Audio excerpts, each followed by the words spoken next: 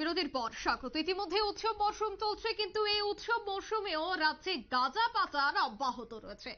আবারও সোনামুড়া থেকে পাচার বাণিজ্য চলাকালীন আটক ৬৬ কেজি শুকনো গাঁজা সহ গাড়ির চালক রফিকুল আলম নামে এক যুবক। তার বাড়ি সোনামুড়া থানাধীন নতুন বাজার এলাকায়। সোনামুড়ার কমলনগর থেকে গাঁজাগুলি বোঝাই করে গভীর রাতে পাচার করার সময় সোনামুড়া আউটডোর জমুনিতে সোনামুড়া থানায় গোপন খবরের ভিত্তিতে আটক করে সোনামুড়া থানার পুলিশ। গাড়িটিকে তল্লাশি করে ৩ বস্তা গাঁজা উদ্ধার করা হয়, যার মধ্যে ৬৬ কেজি গাঁজা ছিল, যার আনুমানিক বাজার মূল্য ৭ থেকে ৮ লক্ষ টাকা হবে বলেই জানায় সোনামুড়া থানার ওসি জয়ন্ত দে।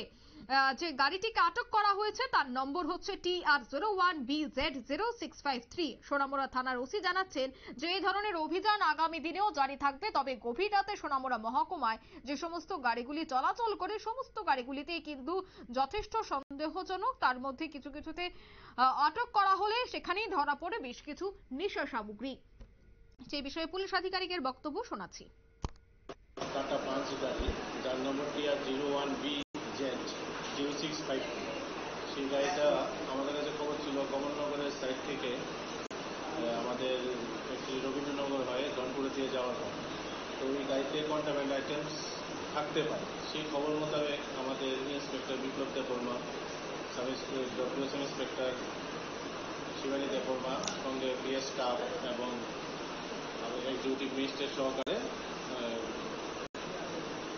গাড়িটার জন্য ডেট করা হয়। গাড়িটা যখন আমাদের আউটডোর জমিতে পৌঁছায় তখন গাড়িটাকে ডিটেইন করা হয়। সেই গাড়ি ডিটেইন করে গাড়ির থেকে 3টা প্লাস্টিক সেট, যার মধ্যে গাঁজা প্যাক করা ছিল, ওই গাঁজাগুলো উদ্ধার করা হয়। গাঁজাগুলোর টোটাল একটা বস্তাতে পাওয়া যায় 22 কেজি, আরেকটাতে 21 কেজি, আরেকটাতে। আপনারা শুনলেন পুলিশ আধিকারিকের বক্তব্য। নেশা পাচার অব্যাহত রয়েছে সোনামুড়া থানাধীন আউটডোর চৌমুনি থেকেই এই 5 থেকে 8 লক্ষ টাকা নেশা সামগ্রী বাজেয়াপ্ত করা হয়েছে।